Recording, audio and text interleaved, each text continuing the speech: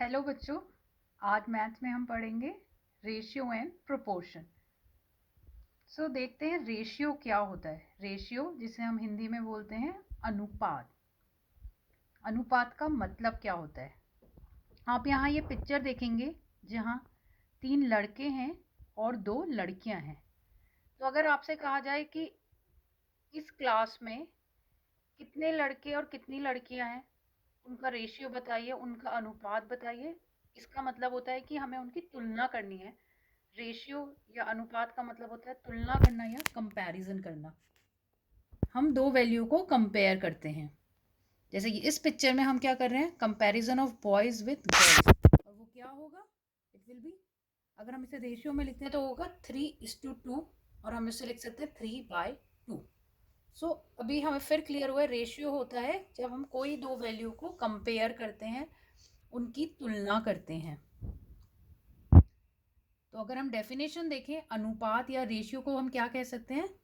समान इकाई वाली दो राशियों की तुलना का वह संबंध जिसमें एक राशि दूसरी राशि की कितनी गुना अथवा भाग है, इन राशियों का अनुपात कहलाता है।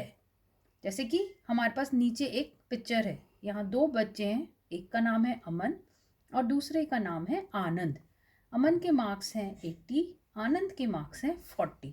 तो अगर हमें इसे कहा जाए कि आप अमन के मार्क्स का आनंद के मार्क्स से रेशियो बताइए या उनकी तुलना करिए, अमन और आनंद के मार्क्स की अगर हमें तुलना करनी है, हमें अनुपात बताना है, तो क्या होगा? क्योंकि अमन के मार्क्स 80 हैं, आनंद के मार्क्स 40 हैं, तो हम आराम से कह सकते हैं कि अमन के मार्क्स आनंद के मार्क्स के दुगुने हैं।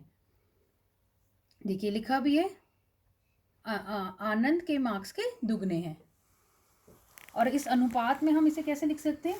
80:40, जिसे लिखा जा सकता है 80 डिवाइडेड बाय 40। और अगर हम इसे सॉल्व करते हैं तो हमारा आंसर क्या आएगा? 2 डिवाइडेड बाय 1, और जिसको हम लिख सकते हैं 2:1। और जो ये दिखाता है कि अमन के मार्क्स आनंद के मार्क्स के दुगने हैं। यहाँ कंपैरिजन हुआ और बताया गया कि उसके मार्क्स आनंद के मार्क्स के दुगने हैं। देखिए एक और पिक्चर है हमारे पास, यहाँ एक क्लासरूम का सीन है और इस क्लासरूम में हमारे पास कितने, there are 4 boys and 2 girls. तो अगर हम हमसे कहें कि बॉयज़ से गर्ल का रेशियो बताइए, उनका अनुपात बताइए, तो जितने बॉयज़ हैं 4 और कितनी गर्ल्स हैं 2, तो हम इसे ईजिली लिख सकते हैं 4:2। और अगर हम इसका लोएस्ट टर्म में लिखना चाहें तो यहाँ हमें 4 को 2 से डिवाइड करना होगा। तो हमें मालूम है 2 2 जा 4, तो हम इसे ईजिली लिख सकते हैं लोएस्ट टर्म माने सबसे छोटे नंबर में 2:1।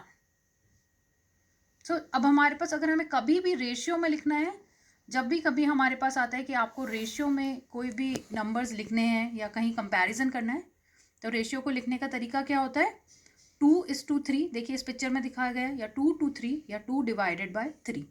जैसे अगले कलर्ड पिक्चर में भी है हमारे पास 4 बॉयज़:1 गर्ल। सो आई होप अब आपको रेशियो वर्ड, अनुपात वर्ड का मीनिंग समझ आया होगा। Thank you.